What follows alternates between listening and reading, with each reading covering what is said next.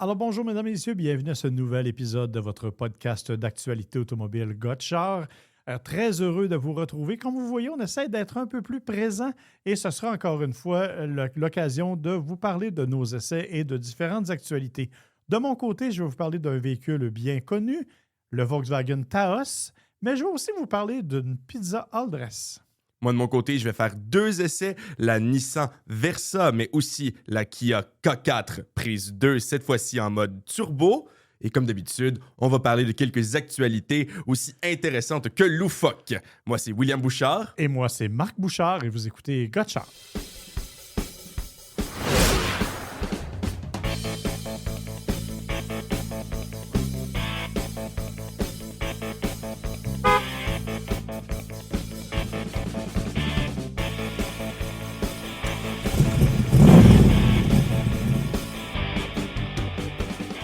Alors oui, William, on espère en plus que pour une fois, notre son est meilleur parce que là, on est dans un véritable studio. C'est pour nous une première. Donc, si jamais vous avez des commentaires à faire sur la qualité sonore, ils sont bienvenus, bien entendu. On espère que ce sera beaucoup mieux. Alors, William, si tu permets, je vais commencer avec mon essai de la semaine dernière, qui est la Volkswagen Taos. Au départ, je dois te dire que je n'étais pas un fan du Taos.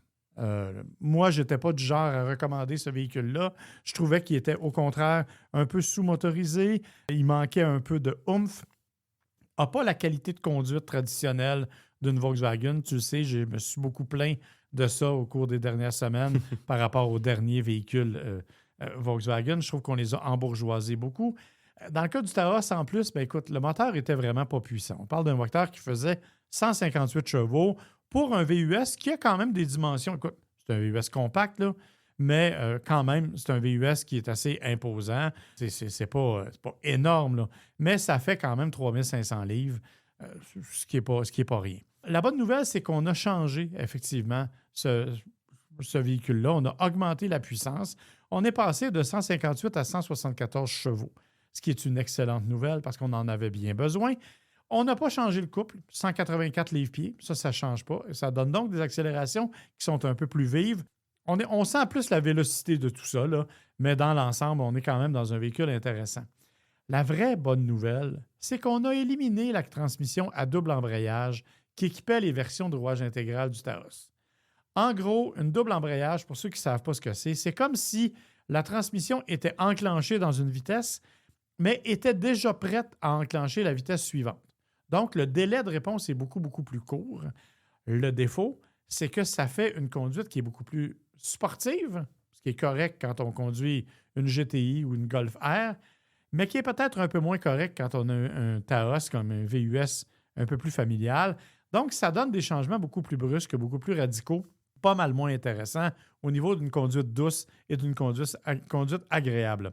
Évidemment, ce n'est pas le seul changement, mais ce sont les principaux changements. Le reste, ce qu'on a fait, c'est qu'on a aussi modifié un peu l'esthétique. L'extérieur, entre autres, on a maintenant les fameux logos rétro-éclairés, ce qui est la nouvelle tendance du côté de chez Volkswagen. On a des lumières qui font pleine largeur à l'arrière. Donc, ça, c'est bien. À l'intérieur, on a aussi modifié la qualité des matériaux. On n'a plus des espèces de plastique cheap que je n'aimais pas particulièrement. Donc, évidemment, ce sont des améliorations notables, des améliorations importantes qui, franchement, là, font un excellent travail. Ce qui veut donc dire que oui, on se retrouve avec un véhicule qui est beaucoup plus intéressant parce qu'il est plus agréable à conduire, parce qu'il est plus vif, parce qu'il est plus allumé dans sa conduite, je te dirais, et parce qu'il nous procure, bien entendu, un peu plus de sensations. Mais ça demeure, je le répète, un petit VUS compact. Bonne nouvelle, c'est qu'il y a le 4Motion, donc évidemment 4 roues motrices. Ça, c'est encore une fois un élément intéressant. Il se vend une version attraction, qui est la version d'entrée de gamme, mais honnêtement, je serais très curieux de savoir quel est le pourcentage de gens qui se tournent vers la version traction parce que ce n'est pas nécessairement la version la plus intéressante. Petit bémol, la version que j'avais était montée sur des roues de 19 pouces. C'est absolument pas nécessaire de payer pour ce supplément-là. Même si ça donne un beau look, il faut être honnête, au niveau du confort, ça ne change que peu de choses. Au niveau de l'ensemble de l'œuvre, c'est vraiment pas important. Donc, oui, peut-être que ça donne un beau look, mais au niveau du confort et de la consommation, c'est pas vraiment une bonne chose. 8,3 litres au 100, c'est à peu près ce que j'ai fait au terme de ma semaine d'essai, ce qui n'est pas vilain, ce qui est correct pour un véhicule de cette nature-là. C'est bien correct. Mais bon, on parle d'un VUS, là, mais on va se garder une petite gêne parce que, je l'ai mentionné, c'est pas très sportif. Hein? Donc, le S du VUS ne s'applique pas vraiment. Le U, oui, si on calcule l'espace intérieur, même si ce n'est pas le plus grand coffre, mais c'est zéro capacité de remorquage. Absolument zéro. Donc, évidemment, ça, c'est un peu limité et c'est un peu triste. Quand même, là, je pense que c'est un petit véhicule urbain tout à fait agréable, qui répond tout à fait à la demande, qui est assez polyvalent et qui n'est pas trop cher, je dois le dire. Parce que moi, j'avais la version la plus équipée qui vaut 39 000 incluant 1 000 d'options. Ah, c'est pas si mal. Non, c'est vraiment pas si mal. Et parce que tu le sais comme moi, à quel prix se vendent maintenant les VUS, même les VUS compacts. Écoute, les véhicules que moi je vais te présenter aujourd'hui, malheureusement, je te bats en termes de pas cher, là, hein? Mais oui, effectivement, pour le VUS, c'est pas trop pire. Regarde, la version de base, c'est 29 000. Mais le pire, c'est qu'on s'approche presque du Q4 que je vais présenter, là. C'est ça, exactement. Alors, on est là, on est plus dans ce monde-là. C'est quand même un véhicule que je trouve, ma foi, particulièrement amusant, particulièrement intéressant par rapport à ce qu'il était. Non, c'est pas le grand frisson. Non, c'est pas encore le véhicule le plus stimulant, mais c'est un véhicule quand même qui fait très bien le travail. Alors, comme tu vois, véhicule que je recommande sans trop de difficultés maintenant. Mais toi, écoute, on va revenir, tu parlais de la Kia K4. On en a parlé il n'y a pas si longtemps de la Kia K4. Mais là, toi, tu as eu l'occasion d'essayer une version peut-être un petit peu plus vitaminée. Ben oui, les gens qui ont écouté notre podcast récemment vont se dire déjà, vous sortez pas de podcast pendant 2 mois, puis après ça, vous nous parlez du même char 2 fois d'affilée. Eh bien, presque. La raison pour laquelle je dis presque, c'est parce que c'est la version GT Line Turbo que j'ai pu essayer. Et même si on pourrait croire que, somme toute, ça reste le même véhicule, les performances sont quand même assez surprenantes. Pour récapituler là, la version que j'ai essayée, c'est un moteur de 147 chevaux, 132 livres-pieds de couple, évidemment pas turbo-compressé, parce que il faut se tourner vers le modèle à 35 000 $. Malheureusement, là, j'exagère un peu, 34 500 plus les frais de transport et de préparation qu'il faut ajouter par-dessus ça. Mais ce qu'on gagne, par contre, c'est à peu près une 50aine de chevaux. On passe à 190 chevaux, 195 livres-pieds de couple. C'est pas l'affaire la plus folle qu'on a jamais vue, mais pour un petit véhicule à 35 000, que j'ai déjà quand même assez chaudement recommandé, hein, je ne redirai pas toutes les mêmes choses que j'ai déjà dites. Je vous invite à aller écouter l'épisode où on a parlé de la K4 en général pour entendre tous les détails là, sur tout ce qui est, je sais pas moi, système d'infodivertissement, mais c'est la même chose en gros à l'intérieur avec un espace que je trouve assez spacieux pour un modèle du genre parce que c'est une berline compacte. Donc, l'espace à l'intérieur est quand même assez intéressant. L'espace dans la valise aussi, on a réussi à mettre notre épicerie plein de sacs sans problème, mais on rajoute un petit oomph qui était peut-être finalement ce qui manquait à la K4 de base. Là. Je sais pas si t'es d'accord. Totalement. Tu as raison de dire que le turbo amène un peu... Parce que la silhouette est quand même relativement sportive. On s'attend à un certain comportement de ce véhicule-là. Et effectivement, le turbo permet d'amener ça. Je ne l'ai pas conduit longtemps, je dois dire, la version turbo. C'est plutôt toi qui s'en est chargé. Mais le peu que j'ai essayé, je suis d'accord avec toi, quand on utilise l'accélérateur, on le sent. Alors que l'autre, on avait l'impression qu'on avait une hésitation à chaque fois qu'on quittait un coin de rue. Là. Absolument. Puis disons que c'est plus facile que jamais de malheureusement dépasser la limite de vitesse. J'exagère un peu, mais sincèrement, c'est vrai que ça donne envie de l'utiliser. Ça donne envie de peser un peu plus sur l'accélérateur parce qu'il y a un dynamisme vraiment qui est pas présent dans la version que j'ai essayée il y a quelques semaines à peine. C'était vraiment intéressant d'essayer un véhicule comme ça qui a presque juste une seule variable de changer, qui est le moteur. Tu me diras que c'est quand même pas mal de variables là, qui sont liées au moteur, mais tu sais, on s'entend que le véhicule reste le même, il y a juste le moteur qui change, et même le moteur, en fait, là, on reste dans quelque chose qui est assez similaire, légèrement plus gourmand, là, je cherche les chiffres exacts, en combiné 8 litres au 100, donc un petit peu plus gourmand, mais pas non plus là, dans quoi que ce soit de fou, là, et ça, c'est selon le manufacturier. Moi, bon, j'ai fait un peu de ville, j'ai fait un peu plus que ça, mais somme toute, là, on est resté autour du 9 litres au 100, ce qui est assez raisonnable pour un véhicule qui, comme on vient de le dire, a un dynamisme et une accélération qui sont nettement plus intéressantes que la version de base. À 190 chevaux, c'est quand même, tu sais, on parle d'un véhicule qui est assez léger, un véhicule qui est assez maniable, un véhicule qui est vraiment conçu pour un usage un peu plus dynamique. Moi, en tout cas, j'aime beaucoup la K4. Écoute, je dois te dire qu'en termes de design, le jury délibère encore, par exemple. Et si tu cachais les phares, je pense que le jury dirait oui. Mais les phares rendent le devant un peu étrange, à mon avis aussi. Je suis totalement d'accord, mais j'aime la silhouette, hein, comme tu disais, c'est assez sportif. On la regarde, on se dit, on pense à la performance, hein, mais malheureusement, je suis d'accord avec toi que le devant... Mais est-ce que tu as vu la K4 hatchback qui s'en vient? Oui, ben c'est ça, on en a parlé récemment. On en a parlé. Elle est super belle. Honnêtement, ils ont fait un excellent travail avec ça. Mais écoute, c'est certain que... Tu sais, c'est hyper subjectif. Comme je dis toujours, tu sais, moi, je me regarde dans le miroir, me trouve beau, fait que ça veut rien dire. Et moi qui est assis devant toi, hein. Donc, sur... Attends, est-ce que c'était négatif? Je vais laisser nos auditeurs compléter cette phrase. Donc, mais une dernière chose là, sur la K4, parce que quand même, je veux pas, comme je disais, répéter, même confort intérieur, même design, même habitacle, que j'ai d'ailleurs bien aimé. Hein? La seule chose, c'est que même avec la version turbo, là, même à travers toutes ces versions-là, on reste avec une traction. Il n'y a pas de traction intégrale, en fait. Il n'y a pas de version avec traction intégrale, rouage intégral, ce qui est, selon moi, un point assez négatif. Et je crois que je m'en viens à me demander si à la place de mettre un turbo, une version traction intégrale n'aurait pas été plus intéressante. Mais je comprends pas pourquoi il n'y en a pas, parce que beaucoup de ses concurrents en ont. Tu sais, Mazda 3, il y en a une, Toyota Corolla, il y en a une. Il y a de plus en plus de véhicules de cette taille-là qui ont maintenant accès à la traction intégrale. Alors, je suis assez étonné de constater qu'il n'y en a pas effectivement, mais écoute, peut-être que ça viendra, peut-être que... Mais en même temps, si tu regardes du côté de Hyundai, qui est la compagnie sœur, cousine, en tout cas, appelle ça comme tu voudras, il n'y a pas plus d'intégrale sur les voitures de cette taille-là. Là.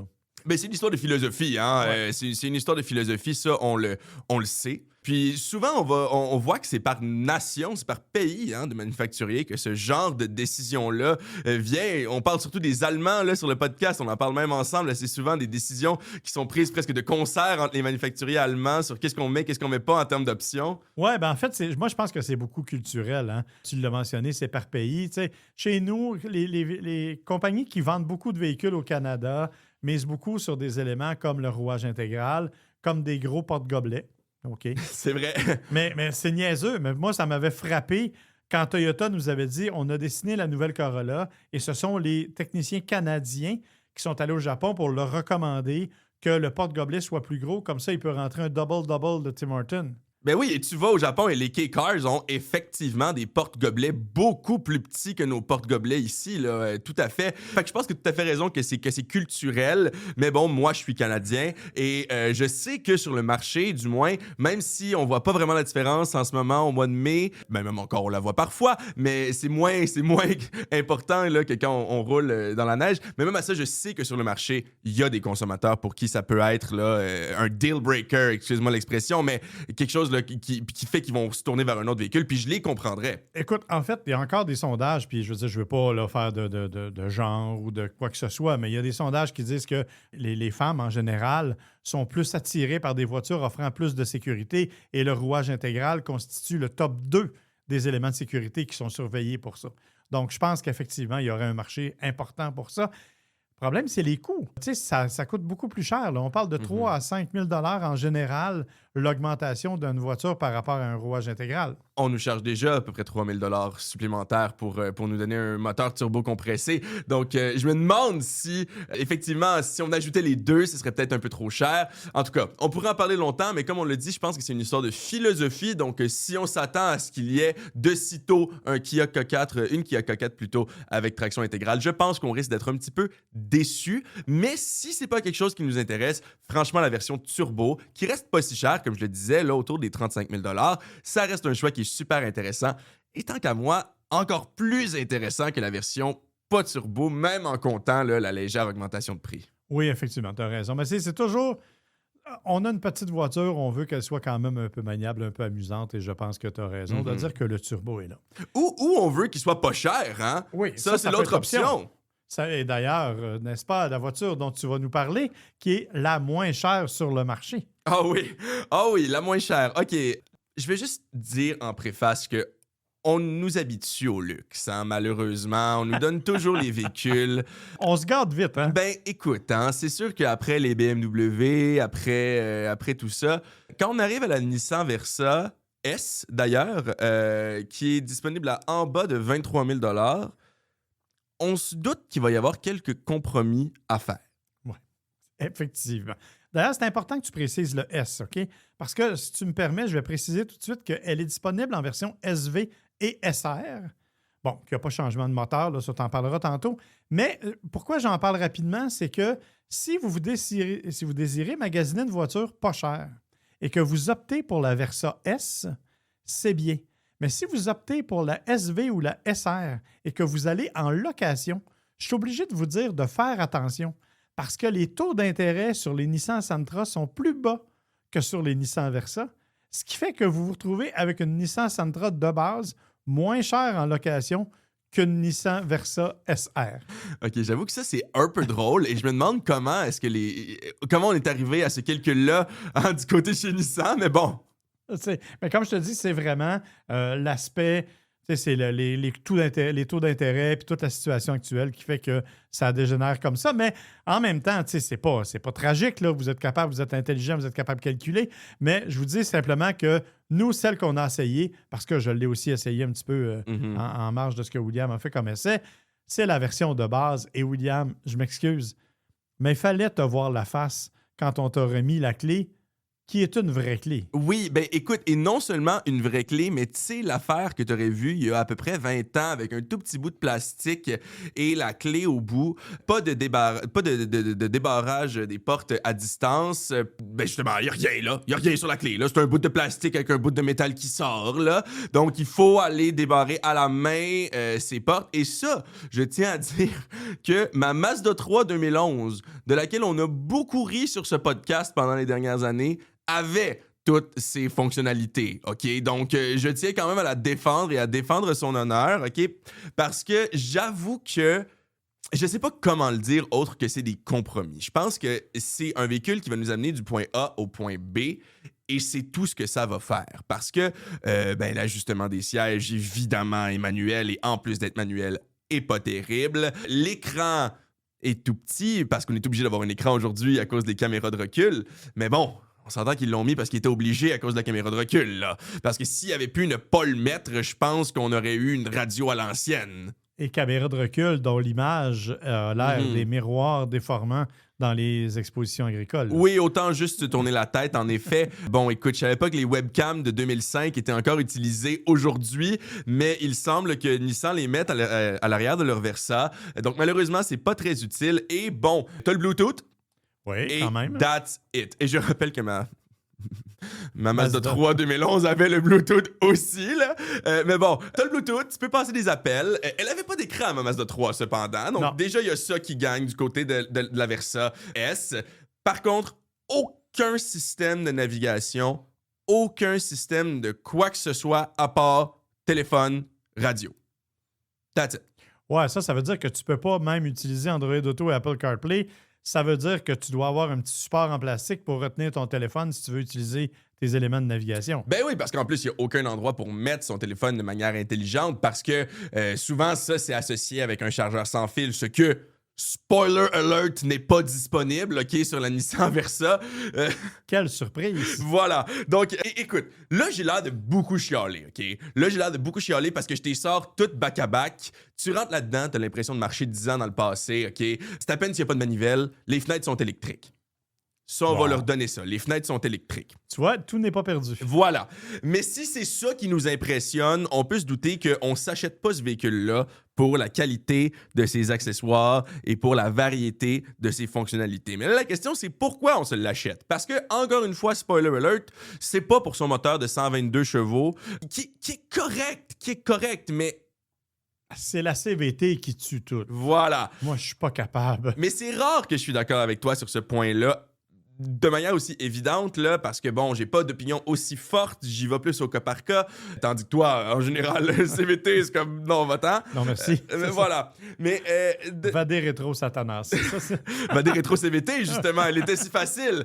Merci pour le latin d'ailleurs, c'est très apprécié. Je fais un effort à chaque épisode pour amener. La prochaine fois, je vais te parler de mon curriculum vitae. Parfait, oui, on va le faire ad vitam aeternam. Ad nauseam, même.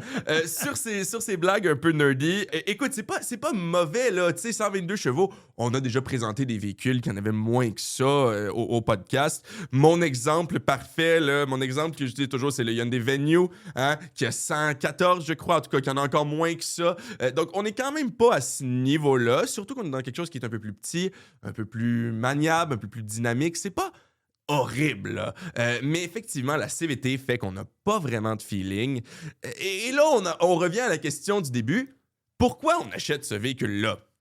Ben, parce que son prix de base, c'est 20 798 $ et les frais de transport et de préparation sont en bas de 2000 $. Quand même. Ça fait 23 000 et quelques, là. Ouais, mais là, il y a plein de choses à rajouter, évidemment, et je doute que c'est rare qu'on s'achète une Versa S, tu sais, straight flat, sans aucune option, là, d'après moi, c'est... Effectivement, il doit y avoir quelques éléments, disons, on va aller chercher des... Mais justement, encore une fois, c'est encore drôle. Parce que si tu t'achètes une Nissan Versa SR ou peu importe, pourquoi tu vas pas vers la Sentra? Exactement. Et la question, c'est... Je veux dire, quand tu veux payer ce prix-là, t'achètes... Tu sais, moi, je pense, je m'excuse, mais t'attendrais Pose qui a été propriétaire d'une Mitsubishi Mirage. Ouais, tu t'achètes pas ça parce que tu veux avoir des options, en effet. Voilà. Alors, tu sais, c'est la simplicité du modèle, c'est l'idée que c'est pas cher, c'est l'idée que c'est relativement économique en essence.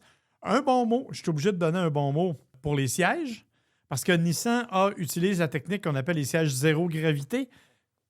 En gros, ils disent que c'est inspiré de la NASA. Là, on pourrait fouiller longtemps, je n'irai pas jusque-là. Mais ce qu'ils font, en fait, c'est qu'ils utilisent des mousses de différentes densités. Ce qui fait que quand tu es assis, tu es toujours soutenu de façon efficace. Puis ça a l'air de rien, parce que là, on parle d'une Nissan Versa. Mais je te rappelle que moi, je me suis tapé la route 66 en 7 jours. 4000 quelques kilomètres en 7 jours. Et tous les véhicules qu'on avait avaient la mousse. Et j'ai jamais eu mal aux fesses.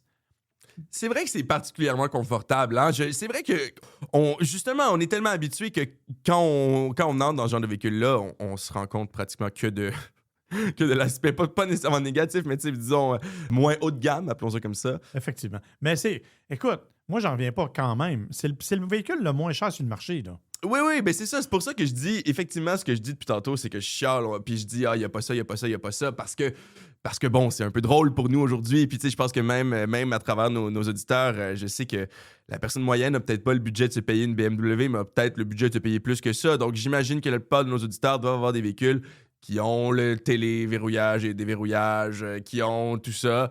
C'est sûr que c'est un peu presque drôle pour nous en 2025 quand on est habitué à avoir toutes ces affaires-là, le Wi-Fi dans ton véhicule qui se conduit tout seul, puis là t'arrives puis on te donne la petite clé puis il faut que tu le débarres à la main. C'était un peu un retour dans le passé, du moins pour moi. Mais de notre côté, est-ce que ça fait de ça un mauvais véhicule? Absolument pas. Je pense que si ta définition d'un bon véhicule, c'est un véhicule qui est capable de t'amener de façon sécuritaire, bon, relativement, là, ça n'a pas toute la suite de technologies, il faut bien s'y attendre. Rendu là, je vous invite à aller voir les fiches techniques pour voir ce que ça a pas, parce que même entre les versions, surtout avec la version S et les autres versions, là, il y a beaucoup de différences. Mais en gros, quand on regarde la fiche technique, là, il y a presque rien en termes de fonctionnalité. Mais si sa définition d'un bon véhicule, c'est je vais me rendre d'un point A au point B de façon stable, de façon pas trop chère, en fait même assez peu chère, ben c'est probablement le véhicule parfait. Là. J'exagère un peu, mais pas tant que ça. Là. Non, tu as tout à fait raison. En fait, on l'achète justement pour le coût et pour le fait qu'il est capable de bien nous mener. C'est un véhicule qui s'est avéré fiable. C'est un véhicule qui n'a pas de soucis majeurs. Tu l'as dit, c'est vrai qu'il n'y a pas... tout ce qui est infodivertissement, t'oublies ça. Tout ce qui est... Détection des angles morts, c'est quoi ça, que ce soit. Il y en a quand même certains, là, les freinages d'urgence, les trucs... Contrôle de stabilité parce que c'est obligatoire. C'est ça.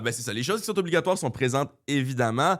Mais bon, si vous êtes là pour avoir un GPS ou un affichage tête haute, il faut se tourner vers un autre véhicule. Est-ce que ça fait, cependant, je répète, que c'est un mauvais véhicule? Loin de là. Est-ce que ce serait même un bon premier véhicule, quelque chose comme ça, c'est absolument quelque chose que je recommanderais, là. Tout à fait. Puis, tu sais, pour les gens, regarde, moi, je regarde, prends ta mère. On vit à peu près à 5 km de l'endroit où elle travaille. Tu sais, on pourrait avoir une voiture d'occasion ou une voiture neuve, sans souci, fiable, qu'on va garder pendant des années, qui va faire le travail, qui va nous amener, qui va nous déplacer dans la semaine. Puis le week-end, ben, on prend une autre voiture parce que c'est une bonne deuxième voiture aussi. C'est une bonne première voiture neuve pour ceux qui le veulent. J'ai beaucoup de questions. Ben, on en a sur la page Gotcha Podcast. Souvent des questions de gens. Ouais, mon étudiant se cherche il aimerait savoir quelque chose de solide, quelque chose de neuf. Que pensez-vous de? Mais je pense que là, vous avez une belle option. Surtout à l'heure actuelle où les véhicules usagés... On a une valeur absolument effroyable. Ouais, je cherchais le bon terme et je crois que effroyable est absolument approprié. Exactement. Alors, ben écoutez, c'est une bonne note pour la Nissan Versa S, malgré pas ses faiblesses, ses compromis. C'est compromis, c'est le bon terme, parce que ce serait une faiblesse si elle valait 60 000. C'est ça. Mais là, c'est un compromis. Je suis d'accord avec toi. Alors oui, je vous invite d'ailleurs à aller voir si jamais ça vous tente. Là. Il y a différents sites où on en parle. Et William et moi, on a co-signé un article sur les sites d'Arsenal Média, des sites d'information régionale. Donc, si vous voulez aller lire ça, vous aurez là tous les détails concernant la Nissan Versa S. On n'en a pas parlé, mais elle est quand même jolie aussi. Là. Elle n'est pas laide, elle a quand même du style. Laide. Mais en fait, c'est une Altima qui a rétréci dans sa chaise. Je veux dire, c'est pas compliqué. Oui, tout à fait. Bon, mais c'est le temps. Écoute, on va passer à des nouvelles. Moi, j'ai 2 affaires à te parler qui sont pas... qui sont des nouvelles, mais rien qu'un peu. Tu connais la compagnie H. Grégoire, là, on en a parlé souvent. Ils vendent des voitures d'occasion. Maintenant, ils ont des concessions automobiles. Bon, c'est pas... Ce que je dis là, c'est pas... J'endosse pas H. Grégoire d'aucune façon. Je ne fais que vous dire qu'ils ont eu une idée qui m'a ramené 20 ans en arrière. Ils ont publié, en compagnie avec un fabricant de pizza bien connu, là, qu'on ne tient pas nécessairement à nommer, ils ont fabriqué un petit sambon pour mettre dans la voiture. Et il sent la pizza all dress. Écoute, c'est en nombre limité. Il faut aller chez H. Grégoire pour l'avoir. La raison pour laquelle j'en parle, c'est qu'il y a 20 ans et un peu plus, je suis allé avec mon collègue à l'époque, Bertrand Godin, dans un salon à Las Vegas qui s'appelle le SEMA Show. Et un des premiers kiosques que l'on a rencontré au SEMA Show, c'était un kiosque d'un petit monsieur qui avait des sapins qui sentaient toutes sortes d'affaires. Le coke, le name it, ils les avaient toutes, ça n'avait pas de bon sens. Et il nous en a donné chacun un. Et c'était à la pizza all dress. Alors, quand j'ai reçu celui de H. Grégoire, j'ai trouvé le petit côté nostalgique en moi ressorti. J'ai dit, il faut que j'en parle. Je vous le dis, là, vous ne pouvez pas l'acheter. Je ne sais même pas comment il est distribué. Ça n'a pas vraiment d'importance. Je trouvais juste l'idée originale et surtout qui me ramenait 20 quelques années en arrière. Et je trouvais ça très drôle. Donc, je tenais à vous en parler. Ben écoute, je vais continuer avec ce que tu viens de dire. J'ai une nouvelle un peu plus sérieuse. D'habitude, on les fait avant, mais je vais quand même continuer avec ce que tu viens de dire. Ça date d'il y a 1 an. Là. C'était au E-Prix de Shanghai l'an dernier, donc il y a presque 1 an, c'était le 25 et 26 mai 2024. J'aurais pu vous en parler à ce moment-là, mais je ne l'avais pas trouvé. Mais c'est Nissan, donc je me suis dit que ce serait dans la lignée de la Versa. C'est le parfum Smell My Dust. Smell My Dust. C'est le parfum Smell My Dust qui a été créé justement pour, comme je le disais, le E-Prix, donc pour la Formule E. Et c'est pour l'équipe de Nissan. Je sais même pas comment est-ce que... E-Force. Ah, Force avec un 4. Ah, ouais. Parce que c'est 4. Ah, mon Dieu. C'est le rouage intégral des versions électriques. C'est vraiment un bon jeu de mots, mais qui fonctionne juste si tu le lis pas en français. Donc... Oui, parce que le E14, oui, ça marche moins bien. Ça marche moins bien. Donc, E-Force avec un 4, comme je le disais, à la place du F, c'est cette équipe-là qui a décidé de faire un parfum, une autre cologne qui sent le sakura, donc la fleur de cerisier qui est représentée sur les véhicules. Évidemment, en compagnie japonaise, j'ai pas besoin de faire le lien. Et le romarin, les fleurs de cerisier et les pneus. Attends une minute. Ça sent le sakura, le romarin et les pneus.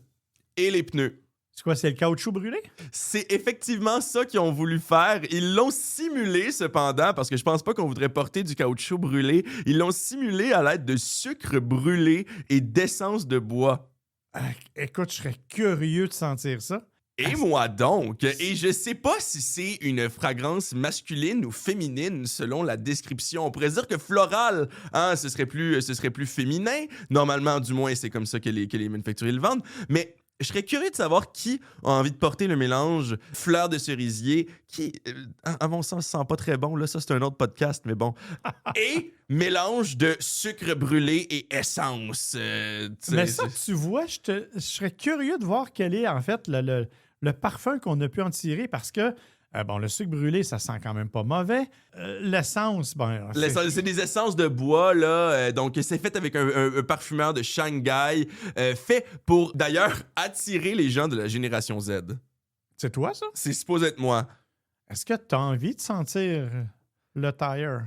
Écoute, selon leur équipe, ça va augmenter. Ça a été prouvé scientifiquement, OK, que ça boostait les émotions comme l'estime de soi et la confiance. D'accord. Donc, c'est ce que Nissan nous dit. On va croire Nissan, là. Exactement. Pourquoi est-ce que je ne voudrais pas? Je suis complètement attiré. Amenez-moi à Shanghai. Parfumez-moi. On va demander à Nissan de nous faire parvenir un échantillon de... Ben écoutez, s'il y a quelqu'un de Nissan qui nous écoute puis qu'il y en a un qui traîne, là, on va l'essayer. On va faire un TikTok là-dessus, là, vous allez voir. Ça va être viral. Exactement. Une autre petite nouvelle de mon côté. Je tiens à en parler parce que c'est tout nouveau. Ça vient de sortir. C'est tout chaud des presses, je te dirais. C'est le guide pratique de la voiture électrique. C'est un livre que Daniel Breton, que l'on connaît, là, président de Mobilité électrique Canada, ancien ministre de l'Environnement. Il vient de sortir ce livre-là en compagnie de différents collaborateurs, là, Paul Robert Raymond, Michael Betancourt et ainsi de suite. Il y a à la fois des notions pratiques, donc comment utiliser une recharge publique, pourquoi la recharge publique ne fonctionne pas toujours de la même vitesse. Il y a tout ça au début et il y a des essais des différents véhicules électriques. Donc, c'est un livre qui vient à peine de sortir, qui est disponible en librairie. Ça, écoutez, évidemment, là, nous, on n'est peut-être pas la clientèle cible parce que d'une part, on a essayé la presque totalité de ces véhicules-là et d'autre part, on connaît assez bien le fonctionnement des véhicules électriques par notre travail. Mais si pour vous, c'est une approche au niveau de la voiture électrique, je pense que ça pourrait être un guide intéressant. C'est un beau livre, là, c'est bien fait, c'est bien pensé. Donc, ça s'appelle le guide pratique de la voiture électrique et c'est de Daniel Breton. Je vous invite donc à vous procurer ça en librairie.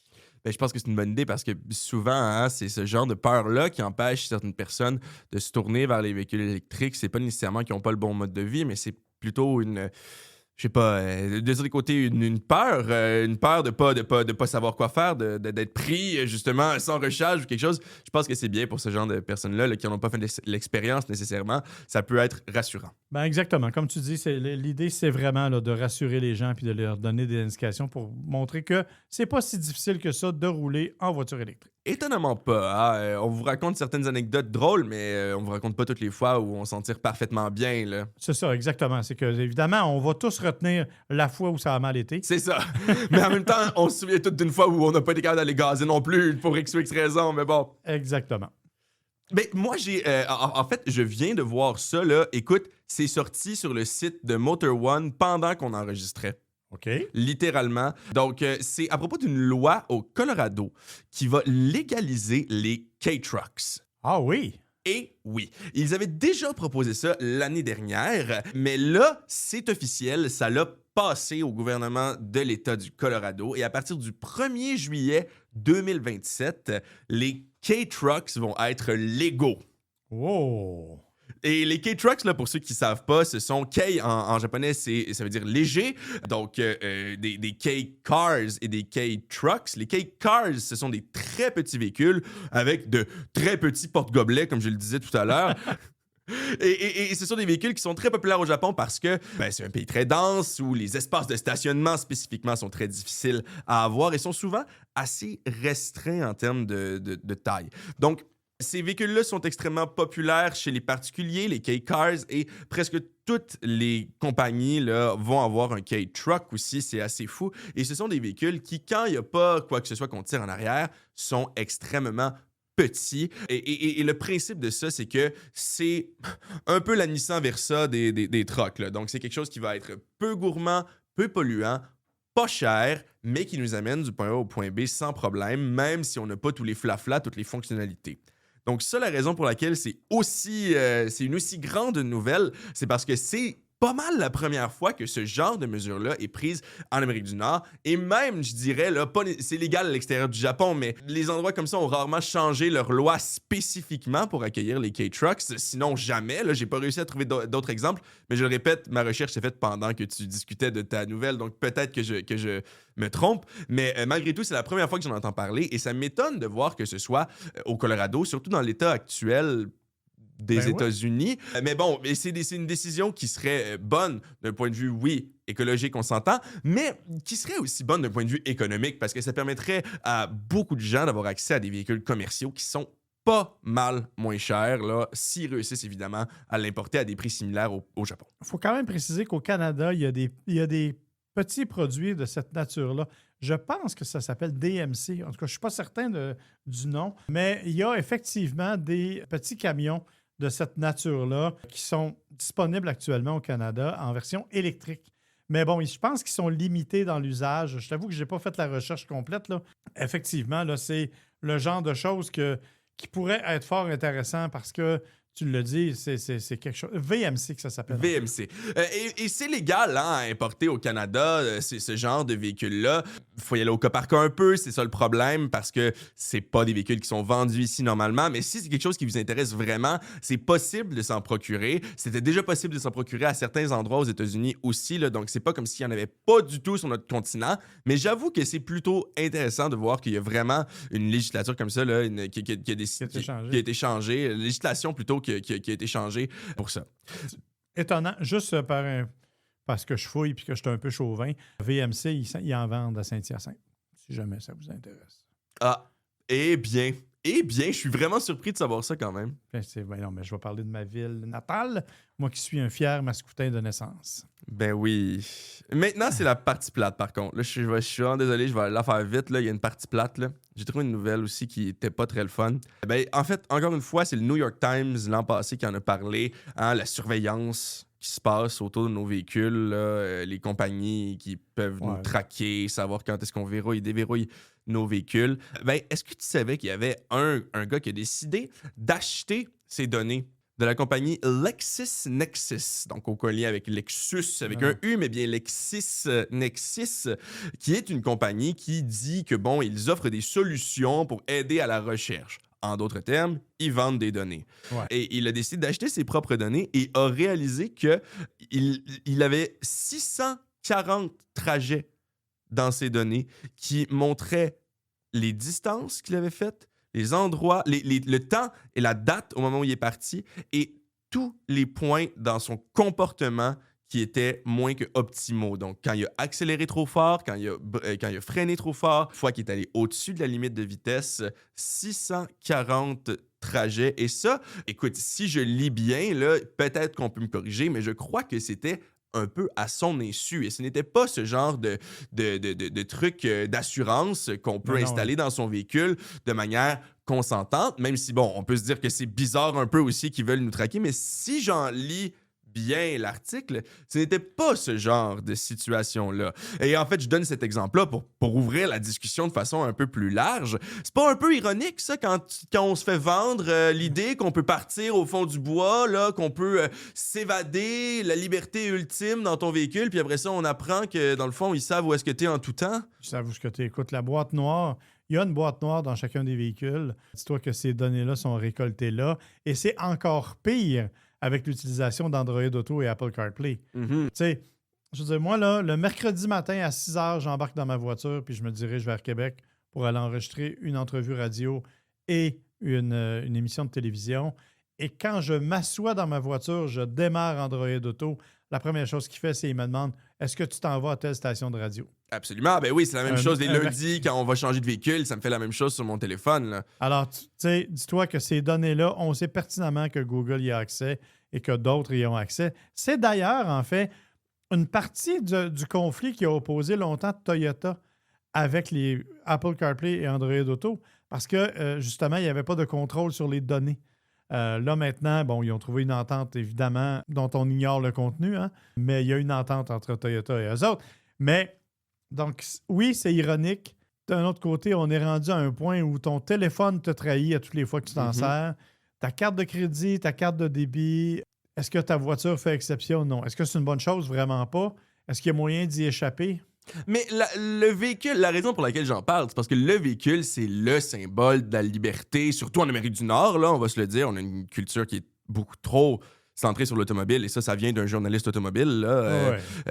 On a une société qui est beaucoup trop basée autour de l'automobile, puis c'est le symbole de la liberté. Là. Avoir son permis quand t'as 17 ans, c'est littéralement de pouvoir s'évader, de pouvoir quitter la surveillance parentale, de pouvoir quitter ce monde-là hyper contrôlé, hyper structuré, pour finalement aller se faire surveiller par du monde que tu connais même pas. Tu sais quoi, finalement, peut-être que je préférais quand c'était vous autres. Ouais, le problème, c'est que nous autres, on te surveillait, puis là, en plus, l'auto te surveillait. Là, c'est ça, c'est les deux, finalement. C'est ça. T'en sauves pas. Bon, OK, là, arrêtons d'être déprimant, là, s'il vous plaît. J'ai quand même quelques petits trucs pour te faire rire que j'espère que tu vas apprécier. Je vais quand même te faire une petite nouvelle déprimante. Ah non. Amazon se lance dans la fabrication de camionnettes. Ah. Ça s'appelle Slate. C'est un véhicule qui est absolument... c'est la simplification au maximum, là. Pas compliqué, là. C'est le camion le plus simple que tu peux trouver, le plus pas joli aussi, à mon avis. C'est vraiment laid, oui, j'ai hâte de regarder l'image. Ah non, c'est vraiment particulier, mais ils viennent quand même d'investir 700 millions dans Slate Auto. Et ils vont se mettre à vendre ce genre de camion-là pour pas cher, parce qu'on dit que c'est en bas de 30 000 $. Ben, c'est vraiment étonnant hein, que ce soit Amazon qui fasse ça, puis Jeff Bezos.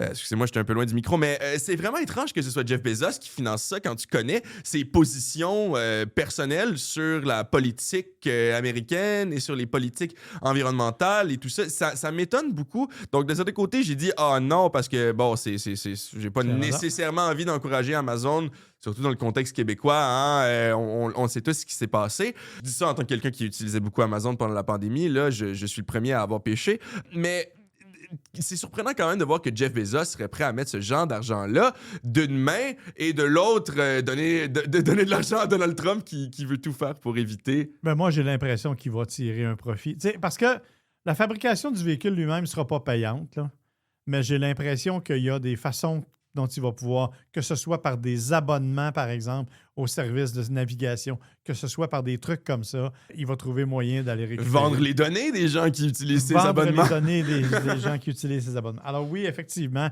moi, je pense qu'il y aura un intérêt particulier qui va provenir de l'extérieur de la vente du véhicule. Ouais, parce qu'il ne se fera pas d'argent sur des chars à 20 000 US. Là. Vraiment pas. Vraiment pas. Alors, fais-nous rire un peu parce que là, c'est déprimant. Ouais, là, j'avoue qu'après tout ça, là, c'est un peu déprimant. Premièrement, toi là, si t'avais à dire là, ton véhicule off-road par excellence, ce serait lequel? Moi, c'est le Classe G de Mercedes. Le Classe G, hein? Moi, ça n'a rien de rationnel. C'est purement émotif. Mais c'est le Classe G de Mercedes. C'est pas la Mini Cooper S, hein? C'est pas exactement un véhicule que j'amènerais off-road, non? Ah, ben il va falloir le dire à ce propriétaire de Mini Cooper S 2003 qui a décidé de vendre sur Bring a Trailer sa version modifiée off-road de Mini Cooper. J'oserais même pas aller là. Ben écoute, tout a été changé ou presque avec un moteur supercharged de 168 chevaux et 155 livres-pieds de couple, une transmission manuelle, bon 140 000 milles, là, j'ai pas fait de la... Ouais, mettons 250 000 km. Fait qu'elle n'est pas nouvelle, là, quand même. Non. Mais surtout, et c'est très drôle à voir, c'est le fun maintenant, on est en face l'un de l'autre. Je peux te montrer la photo. Voilà, c'est très drôle à voir. Des roues de 15 pouces et des pneus Max Trek Mud Track de 29 pouces. OK. Fait qu'il y a des roues de 29 pouces, finalement. Et fait qu'ils touchent pas à terre, là. Ça ressemble à un fat bike. Ouais, c'est une très bonne comparaison, effectivement. Ça ressemble à un fat bike, mais c'est pas un vélo, c'est une Mini Cooper. Ben écoute, je suis désolé de te décevoir, par contre, tu ne pourras pas l'acheter. Elle est déjà vendue? Ah oui? Je sais pas. Pourquoi je ne pourrais pas? Parce qu'on ne peut plus au Québec aller sur Bring a Trailer. Ah, ben là, je croyais que tu me disais que tu l'avais trouvée et qu'elle était déjà vendue. Et non, on ne peut plus aller au Québec. On ne peut plus acheter de voitures sur Bring a Trailer. J'ai pas lu toute la saga, faudrait que je me renseigne, mais on n'a plus le droit d'aller parce que c'est un site d'enchères, en fait. Bring a Trailer, là, c'est un site d'enchères d'automobile. Tu peux mettre ton auto à vendre là, mais on ne peut plus acheter quand on est du Québec. Eh bien oui, ça fait même 1 an à peu près. Là. Oui, exactement. Apparemment que c'est leur propre décision. Ben, en fait, on vient de faire une pause pour aller vérifier et il n'y a pas vraiment de raison pour laquelle ils vendent plus au Québec. Ils ont juste décidé qu'ils arrêtaient. Même la SAQ est pas très certaine, là, et c'est pas leur décision en tant que telle à eux, là. Donc, c'est pas gouvernemental. L'entreprise dit que c'est pas lié avec des difficultés de vente. Écoute, j'imagine qu'on ne le saura jamais. C'est étrange, mais regarde. Assez effectivement. étrange. Mais c'est dommage. Mais dommage. En même temps, ça touchait une frange extrêmement limitée des enthousiastes de l'automobile, là, on va se le dire. Mais bon, je connais des gens qui ont acheté des voitures sur Bring a Trailer. Et honnêtement, il y a là-dessus parfois des petits bijoux que tu as envie d'acheter, même si je n'ai pas le budget pour ce genre d'affaires-là. C'est vraiment, vraiment cool. Ben, de ce côté, je suis curieux, je serais curieux de savoir hein, qu'est-ce qui s'est passé derrière les portes fermées chez Bring a Trailer, mais j'imagine qu'on ne le saura jamais, malheureusement. Bon, et je sais là qu'on arrive vraiment à la fin, là, mais je t'ai dit que j'allais te parler de brevets. Je vais essayer d'en faire peut-être un par épisode, mais là, fallait que je t'en parle. Alors, c'est un brevet qui a été déposé par un certain Sinan Karaburun, ingénieur chez BMW. Donc, c'est un brevet de BMW, OK? OK. Ça part bien. Et c'est un drone pour laver ton char. Pour laver ton auto. Exactement. Et ça fonctionne comment? Le principe, c'est que tu as littéralement ce qu'ils appellent un véhicule aérien sans équipage. Et avec ce petit véhicule aérien sans équipage, un drone, là, il va passer au-dessus de ton véhicule et avec son premier parcours, il va analyser comme un peu la situation et dans un second parcours, il va venir et laver ton véhicule avec ce qui a l'air en gros d'être une genre de hose à pression pognée après un drone. Mais c'est parce qu'il faut qu'il transporte de l'eau. Je veux dire, ça doit peser 3 tonnes. Là. Tu peux pas utiliser un boyau, une machine à pression si tu n'es pas branché quelque part avec de l'eau pour la projeter. Là. C'est effectivement assez étonnant sur toute la ligne et on peut se douter hein, que si ça fait à peu près un peu moins que 10 ans, là, c'était en 2017, ça fait à peu près 10 ans qu'ils ont déposé ce brevet-là et qu'on n'en a toujours pas entendu parler, c'est probablement parce qu'on va pas voir ça de sitôt, comme c'est le cas avec beaucoup de ces brevets-là, mais imagine. Alors, ça commence avec un scan 3D pour bien comprendre la forme du véhicule. Et ensuite, le drone sort du compartiment à l'arrière et commence à se positionner avec, entre autres, le Wi-Fi et du radar et détecte le niveau de saleté sur ton véhicule. C'est complètement fou. C'est assez fou, oui. Puis, il n'est pas écrit, mais peut-être qu'il est connecté au véhicule avec un tube pour que l'eau soit dans le véhicule. Je crois que c'est ce qui aurait le plus de sens. Il faut parce que sinon, il ne peut pas traîner ses réservoirs d'eau. Ce serait beaucoup trop lourd. Là. Oublie ça.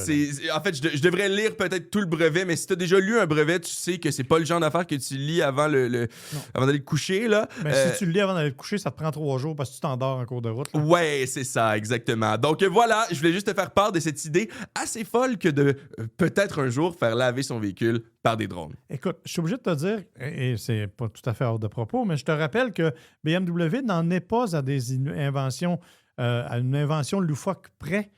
Je te rappelle qu'il y a quelques années, ce n'est plus vrai, semble-t-il, mais BMW a déjà vendu des voitures en Afrique du Sud, notamment, avec l'option lance-flamme. Oui, c'est vrai, on en avait déjà d'ailleurs parlé en parlant des brevets. Oui, tout à fait. Ben écoute, personnellement, je pense que je préfère le drone. Ben, moi aussi, évidemment. Quoique le lance-flamme, quand la cour est pleine de neige, ça pourrait être intéressant. Ah, mais si le but, c'est de pas être polluant.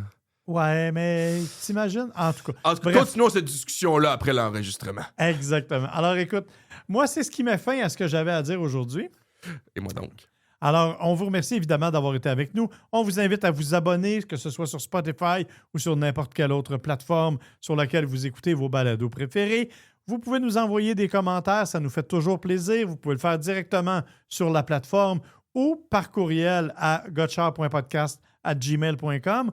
Ou encore, la méthode la plus facile, parce qu'à ce moment-là, William et moi, on le voit presque en direct, c'est sur Facebook, à Gotchar Podcast, la page Facebook. Et bien sûr, on vous invite à nous écouter et à nous revenir au prochain épisode. À la prochaine!